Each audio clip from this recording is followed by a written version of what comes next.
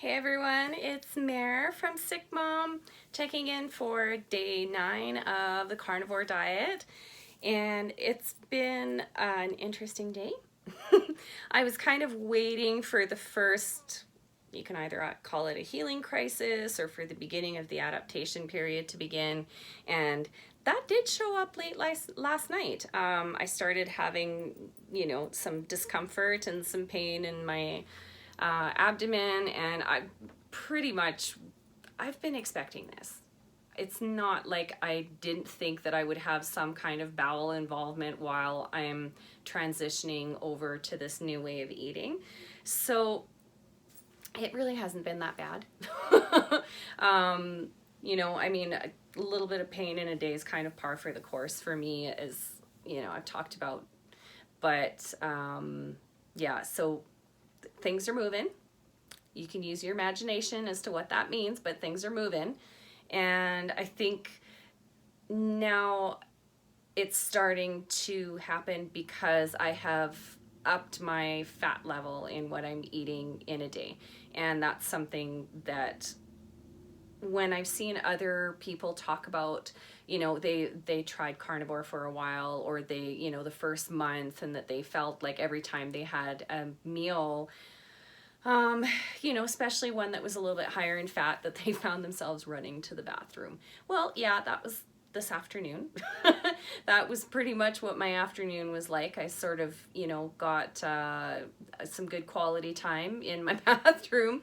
And in case you guys are wondering, a friend of mine asked this of me because I don't mind filming in my bathroom. I tend to be there quite a lot because that's where I do, when I have to do my injections weekly, like tonight, and other medication. I tend to be in the bathroom, and I use my shower doors and my mirrors as whiteboards. So if you're wondering what that chicken scratch is all over the shower doors that are behind me when I'm filming in my bathroom, that's what it is. I put down my ideas and when I have thoughts come to me, and it's kind of nice because it's like having a huge whiteboard. So, or two huge whiteboards, really. So that's a bit of an explanation as to that. This whole carnivore series that I'm doing, I want it to be very real. I don't want to sugarcoat anything. I don't want this to be like, this polished, perfect, that my hair is always done, because that's not the reality of my situation. Most days I still am kind of barely getting out of pajamas, or just wearing something really comfortable, leggings and a shirt, and if I have somewhere to go, I do put an effort into it. And it's just that doesn't happen every day. I don't go to work and work a regular job. So it's not like I'm getting up in the morning and having to do my hair and my makeup and all of that. And when it's just me with my daughter, yeah, sure, mommy loves to look pretty, but a lot of the time I'm too tired. So I'm lucky I've looked after my skin and that I look okay without any makeup. So I don't mind the whole, no makeup Monday look.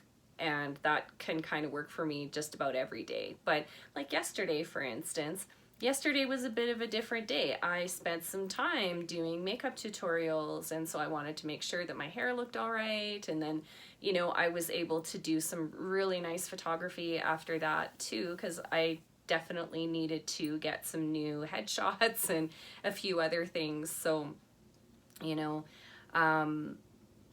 regardless of that, just getting back onto the carnivore frame of mind here, much of this decision or this choice to go this way has a lot to do with my leadership philosophy in general and how that relates back to self-care.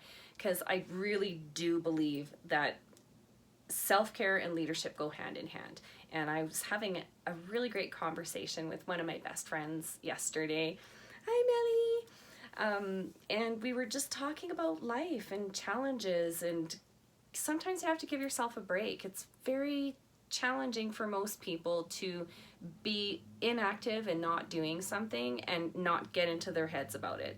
I know for the first couple of years that I was at home and that I wasn't well, I had to keep that in check. You know, I had to remember that just take it as it comes, one day at a time, one moment at a time. You just have to keep breathing, and it won't be like this forever. I've maintained that hope, and yesterday was very much a day of being hopeful, and something that was reflected back to me in one of those conversations that was impactful to my friend was we were talking about just leadership in general. And that's something that I'm very passionate about. I've been studying leadership and trying to improve my leadership skills my whole life.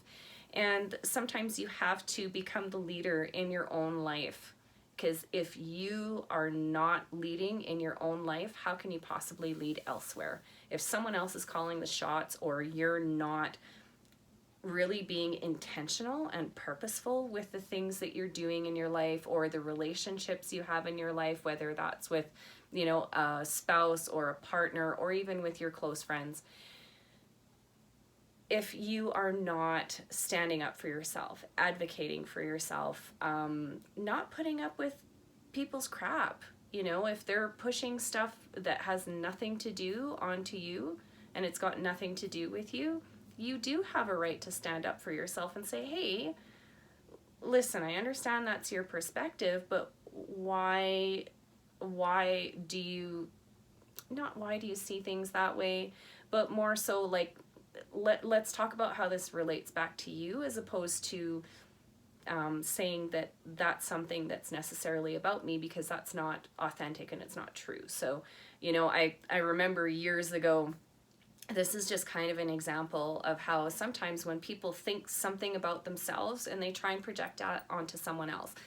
A friend of mine, we were just hanging out one day and a song came on the radio, and, you know, I love to sing. I've always loved singing. My family is very musical. Both my parents were singers with choirs and groups, and my sister plays the piano beautifully and also sings. And you know, this person that I was hanging out with looked at me when we were talking about singing and looked at me and says, you can't sing. And I was kind of like, that's an interesting observation, because the statement before that was that she felt she couldn't sing. And then when I said, oh, I just love to sing, it came out, well, you can't sing. It's like, where did you ever get that impression? We've never talked about singing before. We've never done any singing together. It's not like we've spent loads of time in car on road trips where, you know, it's like singing for hours on end. So that statement had no basis in reality. And at that point in my life, I was very young, and I kind of was like, okay, let's not upset the apple cart type deal. So I didn't say anything, but it stayed with me because I realized that for some people, their filter of the world is also the same filter they have on themselves. So they kind of project that onto other people, even though it has nothing to do with them. So I would just invite you to really think about that the next time someone is just having a day and maybe not being so nice and maybe saying things to you that you're kind of going, okay, I really don't believe that this is something I have ownership of. And you can challenge that person and say, so it's interesting, why would you say that? Without an accusation, without becoming defensive, it's asking the question, it's asking for more input, you know, because maybe there's something that was a misunderstanding between the two of you. It's very possible that how you perhaps reacted or responded to another situation in the past, that they now have that view of you. And so going forward, it's almost like you don't have the opportunity to show up with something new, with a different answer, with different behaviors. And that's a big issue in relationships, is that when you're growing and evolving as an individual, especially if you're really committed to personal development and personal growth, and other people are not, you're not actually singing from the same songbook. So bear that in mind. And that can actually diffuse a lot of tense situations as well. Now, full on, if you know that you were in the wrong or you did something that wasn't quite right or you dropped the ball or whatever, there have been lots of times in my life where I have just had to man up and say, hey, you know what, that is my responsibility and I wasn't able to complete it or whatever, da da da da da. I believe in standing up and saying, yes, you know what, this was on me and I get that. But if it wasn't on you, you don't need to own that. Because really all you're then doing is taking these perceptions that other people have as opposed to knowing who you are from the inside out. So try and take some time, get to know who you are. If something doesn't feel authentic or if it doesn't feel like it is you or part of you, or if you feel it's something that kind of goes against your personal sense of integrity, I would address that and be open with it. The conversations aren't always easy, and difficult conversations can have some really incredible results. Going into those conversations having the spirit of just wanting more knowledge and of sharing more of who you are, because you do have to open yourself up and say, you know, that might be the case in your situation, but my situation is not the same. So can we please try and separate or differentiate the two? You know, it works in conflict resolution, but I know from personal experience, there are times when you can't always rise to the occasion. I am not perfect. I don't claim to be. And I'm human, just like anyone else. We make mistakes.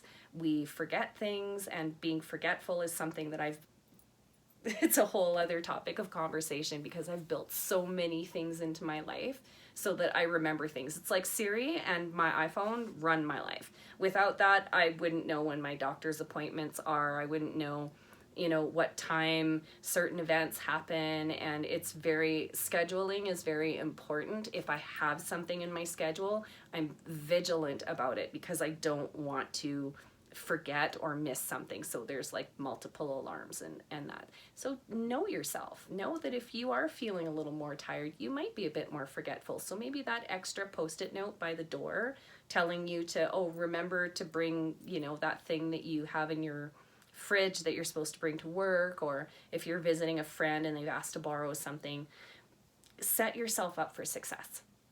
So that's kind of what I've had to do over the years, and there'll be more conversations about that as we go along, but for now, just kind of take that knowledge and see how that applies to you, and see if any of that can help you in your life, or if you do have some conflicts or some difficult relationships and you're not sure exactly where they're going.